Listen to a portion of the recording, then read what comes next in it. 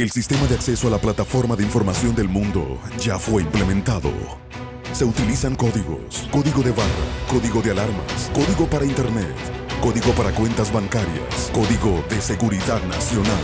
Es necesario que se incluya un código que corresponda a las emergencias espirituales de nuestras ciudades y naciones.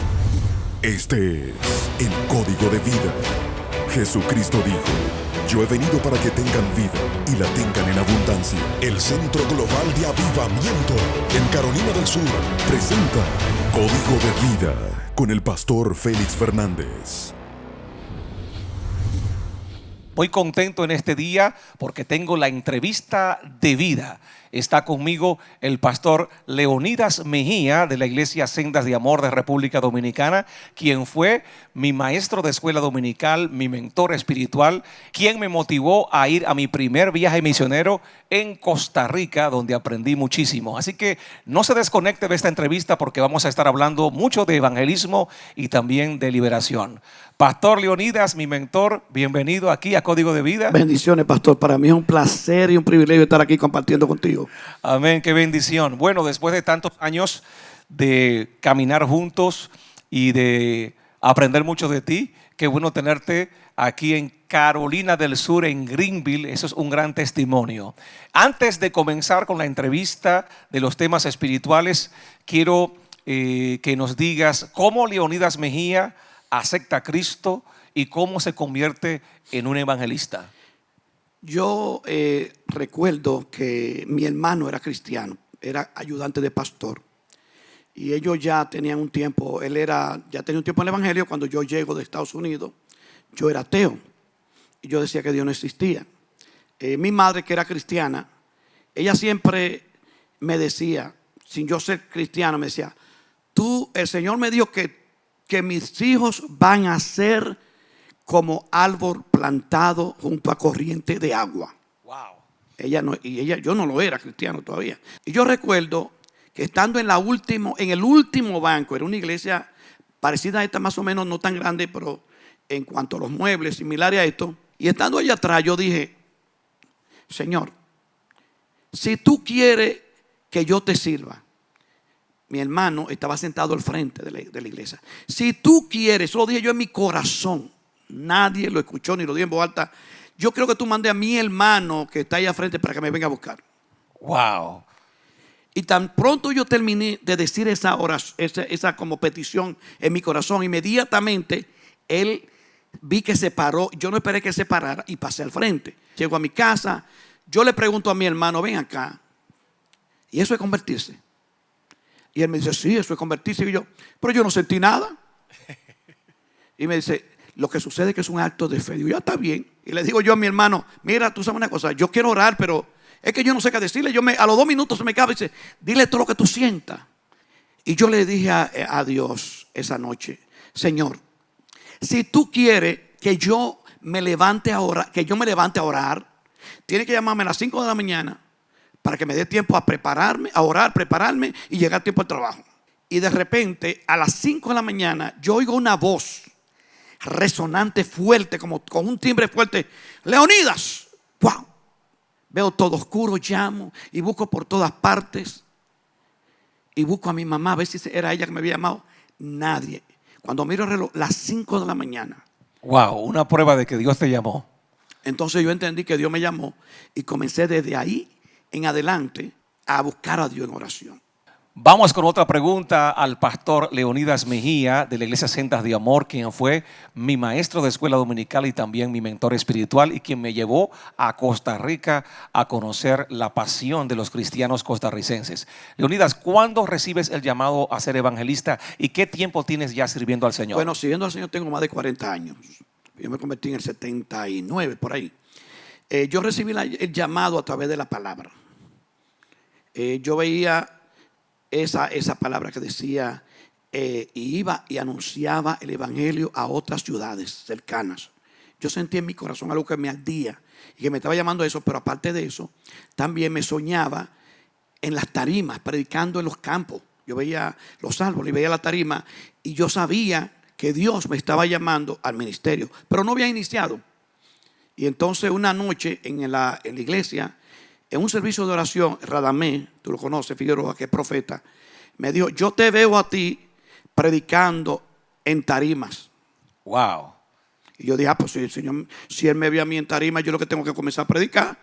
Inmediatamente tomé un préstamo y compré todos mis equipos, la bocina, el amplificador, los micrófonos y todo. Y la primera campaña la di, se convirtieron 100 personas esa noche. 100 personas. En esas 3 días de campaña. Se convirtieron en la primera campaña evangelística. Exactamente.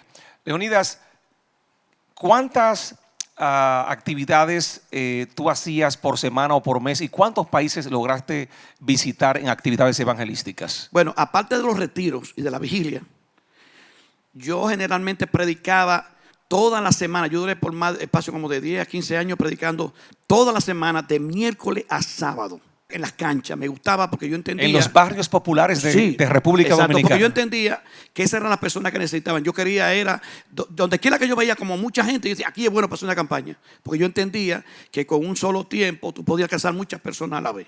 Y siempre mi campaña iban enfocada a esos lugares evangelísticos. ¿Qué tan importante es un departamento o un ministerio de evangelístico en la iglesia local? Yo diría que es de suma importancia y yo diría que es lo más principal. Porque el corazón de Dios está en el evangelismo. Él envió a Jesús para que el hombre pueda salvar por él. O sea, el corazón de Dios es la evangelización. Envió a Jesús. El primer misionero fue Jesús, que dejó todo su trono de gloria para venir a morir por nosotros. Pero aparte de eso, también la gran comisión. Vayan y hagan discípulos. Una iglesia que no evangeliza no es una iglesia que crece. De hecho, si tú no siembras, tú no puedes cosechar. Necesariamente la iglesia no puede estar encerrada en las 4 paredes. Tiene que moverse hacia afuera, alcanzar a los perdidos. Entiendo que es eso. Gloria al Señor. Como evangelista por muchos años, ¿cuáles son las características que tú consideras que debe tener un evangelista? O sea, ¿qué debe tener un evangelista en su formación, en su vida espiritual para desarrollar correctamente el ministerio de evangelismo? Bueno, lo primero que tiene que haber es una intimidad con Dios.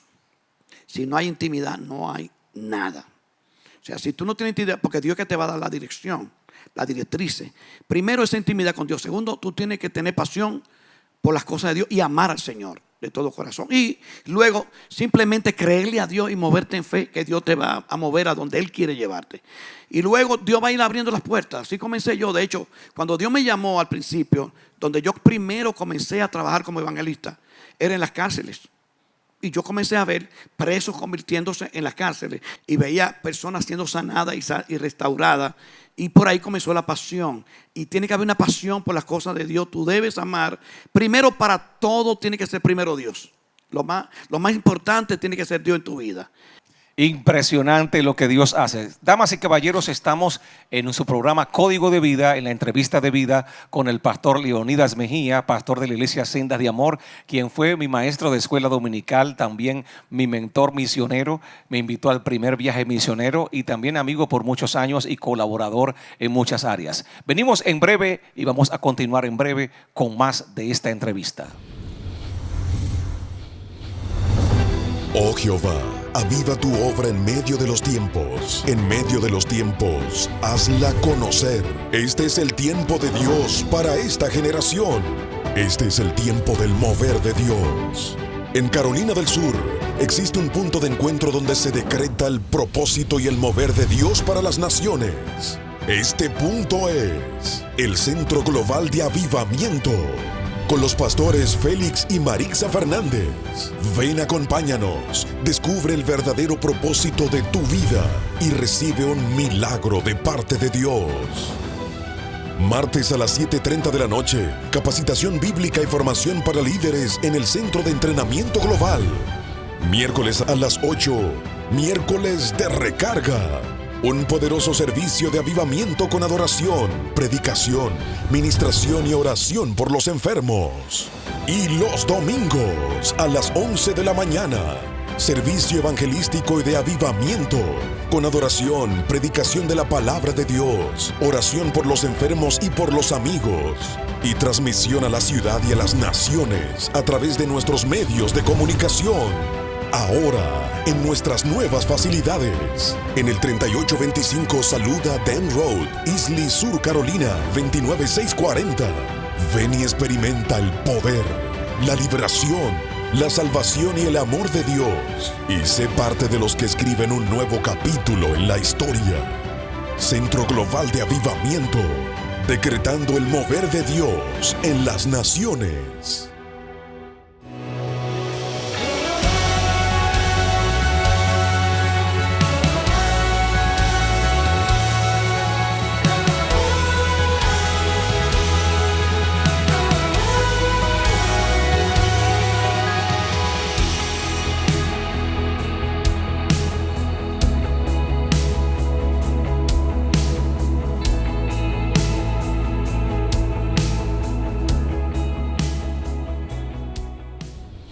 Ya estamos de regreso con Código de Vida, con el pastor Félix Fernández. Estamos de vuelta con Código de Vida, la entrevista de vida. Hoy tenemos al pastor Leonidas Mejía de República Dominicana, quien fue mi maestro de escuela dominical y también quien me invitó al primer viaje misionero a Costa Rica. Leonidas, este canal de enlace tiene su sede central en Costa Rica y definitivamente es un país hermoso con mucha bendición. Y tú me invitaste al primer viaje misionero allá en Costa Rica, gente apasionada por Dios. Cuéntame, ¿cómo Dios te conectó a ese hermoso país y cuántos países más adicionales has visitado? Bueno, el primer país que yo viajé como misionero fue Haití. Yo fui en 2 ocasiones a predicar a Haití. De hecho, estuve una vez 3 semanas ministrando en Haití. Luego fui a Curazao, de ahí pasé a Venezuela, luego fui a Costa Rica en 3 ocasiones, porque Dios hizo tantas cosas. Bueno, tú viviste esa experiencia. Dios hizo cosas poderosas que el pastor nos invitó 3 años consecutivos a campañas. De hecho, Gloria la primera que tuvimos, que andaba el pastor Diloné con nosotros, nos invitaron 3 semanas, pero Dios estaba haciendo tantas cosas que la gente decía, no, ahí hay unos dominicanos que están acabando. Y entonces él dijo, acabando es en ese término como, o sea, Dios se está glorificando. Dios está obrando, haciendo cosas maravillosas. Entonces yo tenía que regresar a trabajar. Tú no me tenías 3 semanas de mis vacaciones que yo tomé para eso. Pero el otro hermano, Pastor Jesús, el pastor le dijo, tú tienes que quedarte otra semana más de campaña acá con nosotros. Wow. Y de ahí fue entonces que luego, después de Costa Rica, entonces también fui en 2 ocasiones a predicar a Perú. Estuvimos en Lima y estuvimos en Cusco también ministrando, que ahí eso fue otra experiencia maravillosa. Yo vi la gloria de Dios obrando tremendo. Dios hizo liberación, sanidad. Y por último estuve en Canadá ministrando también. Como evangelista internacional que fuiste a otros países, para aquellas personas, hombres o mujeres que quieren iniciar este trabajo misionero de ir a otros países, ¿qué cosas debe tener en cuenta un evangelista cuando sale a otro país? Es otro territorio, otra atmósfera, otra batalla espiritual. ¿Qué consejos le darías tú a un evangelista que es principiante, que está iniciando en estos caminos? Bueno, en primer lugar, lo primero que tiene que tener es la confianza en Dios. O sea, cuando yo me movía, yo confiaba en que Dios iba a ir conmigo y me estaba respaldando. Si Él me mandaba, buscar la dirección de Dios, cuando Dios me mandaba, yo iba. Por ejemplo, en el caso de Costa Rica, el pastor Manuel Ferri fue que me invitó allá cuando él era pastor, pero estaba estudiando. Y me dijo, mira, yo creo que tú vengas. Yo me puse a orar y me dijo que sí. Entonces iniciamos los trámites de la visa. El grupo que andaba conmigo, misionero. Y allá no abrió la puerta hasta que Dios se glorificó. Y entonces una persona, primero confianza en Dios y confiar en que Dios está respaldándolo. Si Dios le dirige, Dios va a ir abriendo la puerta. Segundo, tiene que ser una persona prudente. Tiene que tener buen testimonio, tiene que dejarse guiar por las personas que están allá. Tú vas a una cultura nueva, hay personas que no te conocen y tú tienes que dar una buena impresión para que las puertas sigan abiertas.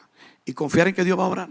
¿Cómo tú recibes esa unción o ese llamado de Dios para ministrar liberación y sanidad interior a las vidas? Bueno, aparte de que yo sentía como esa pasión que me ardía en el corazón cuando yo leía la Biblia y que veía que Jesús echaba fuera a los demonios, me interesaba, yo lo marcaba, lo resaltaba.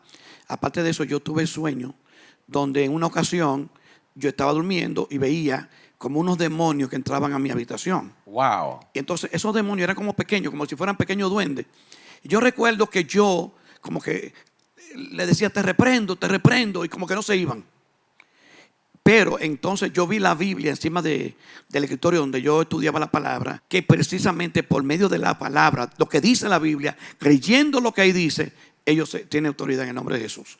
Y yo creo y siempre he creído que cuando nosotros creemos en el nombre de Jesús, porque no hay otro nombre más grande que el nombre de Jesús, dice que ese nombre sobre todo nombre que se nombra en el cielo, en la tierra y debajo de la tierra. Y no solamente eso, hasta de cualquier enfermedad que venga, cáncer, sida, lo que sea, porque el nombre de Jesús es por sobre todas las cosas. Me he encontrado con muchos ministros, pastores o teólogos que dicen que los cristianos no deberían o no deben estar atados o influenciados por demonios porque ya la sangre de Cristo los ha cubierto.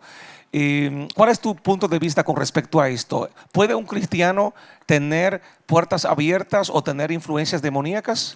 Bueno, yo voy a hablar de mi experiencia que he vivido, ¿verdad?, en el tiempo de ministerio. Tú sabes que hemos estado en esa parte. Yo he visto la mayoría de los casos que yo he tenido que ministrar liberación ha sido de personas dentro de la iglesia.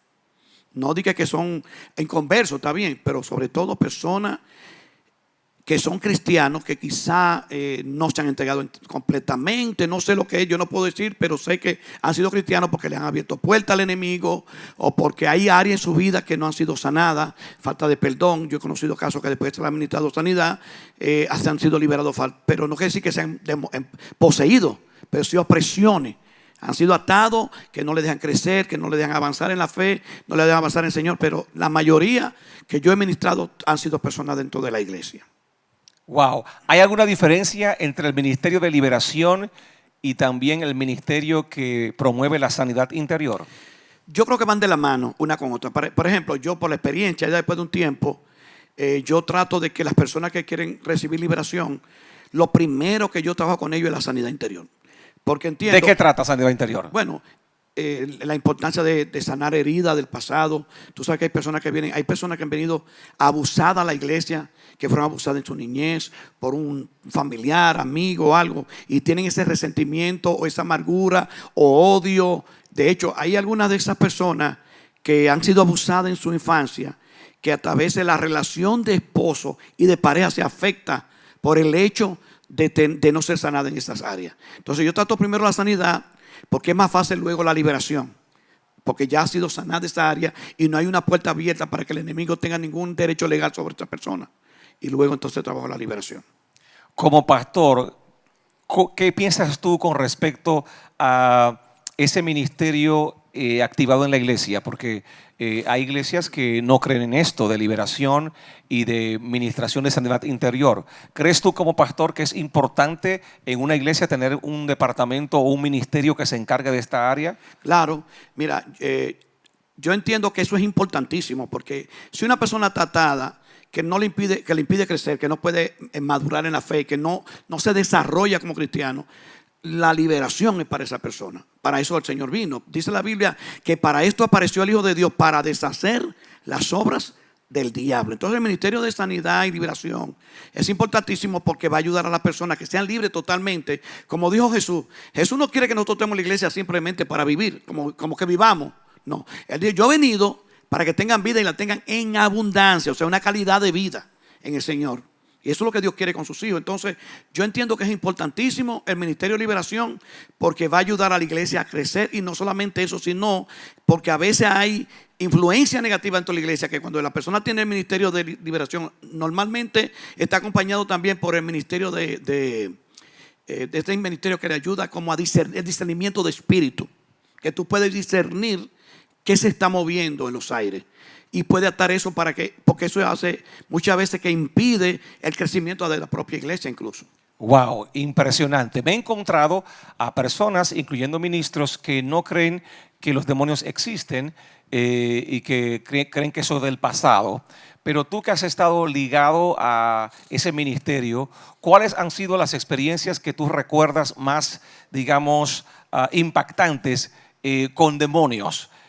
No porque tengamos como morbosidad con el tema, pero claro, por la realidad de las amenazas de estos espíritus para que no sean libres las personas. Mira, yo recuerdo un caso que me llevaron de una iglesia. Una persona, ella era blanca. Y cuando estuvimos ministrándole en mi casa, ella había participado en actividades como satanista. Y cuando estábamos orando por esa persona, eso me impresionó.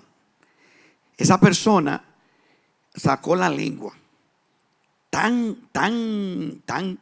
larga que yo ni lo podía creer. Y aparte de eso, la tenía morada completamente. Wow. Morada. Y Dios la liberó a ella. Pero hubo un caso en la Príncipe de Paz, no sé si tú recuerdas, de una hermana que estaba monitoreando liberación. Yo digo esto y la gente no lo cree si no lo vive. Yo lo viví y ahí está la hermana Marilena y otros más que estuvieron ahí. Estaba la muchacha acostada en el piso, le estábamos ministrando y los demonios que la querían destruir la levantaron desde el piso y la llevaron prácticamente corriendo al aire, y había una puerta más o menos de la altura de allá, mucho más alto donde están esos equipos. Como 5 metros. Altos, sí, y la levantaron así, ¡pah! Y la estrellaron contra la puerta allá. Y yo recuerdo que me la llevé a mi casa y mi esposa se quedó, yo no estaba ahí. Nosotros tenemos una mesa de comedor bastante alta y mi esposa estaba sola, nunca había ministrado liberación, pero creyó en el Señor de eso. Entonces ella estaba acostada en un pequeño colchón. Si uno no lo ve con sus ojos, no lo cree. Acostada en el colchón, desde ahí el enemigo, el diablo, la levantó, ¡pum!, y cayó encima de pie, parado en la mesa. Wow, impresionante, impresionante. Ahora, el poder de Cristo, la sangre de Cristo y la autoridad que Dios nos da es superior a toda fuerza demoníaca. Claro. No hay otro poder como el nombre de Jesús. Por eso que yo digo que si un cristiano le tiene a eso temor, tiene problemas. Porque nosotros tenemos autoridad y poder sobre toda la fuerza del enemigo. Dice que nada nos va a dañar. ¿Podrías hacer finalmente una oración de liberación? Amén. Si usted tiene alguna necesidad, no importa cuál sea en este momento, yo le invito a que usted confíe ahí donde usted está. La palabra de Dios dice que es viva, es eficaz y más cortante que espada de 2 filos. Penetra hasta partir el alma y el espíritu, las coyunturas y los tuétanos, y discierne los pensamientos y las intenciones del corazón. Es viva. Créale ahí que Dios va a obrar a favor suyo en el nombre de Jesús. Padre, te presento la vida que me están viendo a través de estos canales. Padre, yo te pido que el poder sanador de tu Espíritu Santo esté obrando sanidad, esté obrando liberación, encadena todo poder de Satanás. Yo vengo atando en el nombre de Jesús, con la autoridad que me ha dado en tu palabra como ministro de tu evangelio, todo espíritu de hechicería, todo espíritu de brujería, de alcoholismo, de prostitución, de drogadicción, y declaro que ha sido hecho por el poder de tu palabra, porque tu palabra es viva. Que tu Espíritu Santo se mueva tocando los cuerpos ahora y obrando sanidad en el nombre de Jesús, nombre que es sobre todo nombre. Amén y amén. Pastor Leonidas Mejía, mi amigo, mi mentor, muchas gracias. Y querido Pastor Félix, el alumno sobrepasó al maestro. Ya bendiciones. Muchas gracias. Señores, gracias por habernos acompañado en esta edición más de Código de Vida. Espero que hayan sido muy bendecidos con esta entrevista. Recuerden seguirme a través de las redes en Facebook, YouTube. Y aquí estamos siempre en este canal de bendición, Enlace, una imagen de lo alto. Dios les bendiga, Dios les guarde. Y como siempre les digo, ¡ánimo! Amén. En medio del quebranto, en medio de la enfermedad, aquella mujer siempre tuvo la fe. Si toco su manto sanaré. En medio del quebranto, en medio de la enfermedad, aquella mujer siempre tuvo la fe. Si toco su manto sanaré. Por ningún médico ella nunca pudo ser curada, pero al tocar el manto de Jesús fue liberada de esa enfermedad. Solo al tocar el manto de Jesús de Nazaret. Por ningún médico ella nunca pudo ser curada, pero al tocar el manto de Jesús fue liberada de esa enfermedad. Solo al tocar su manto ella salió.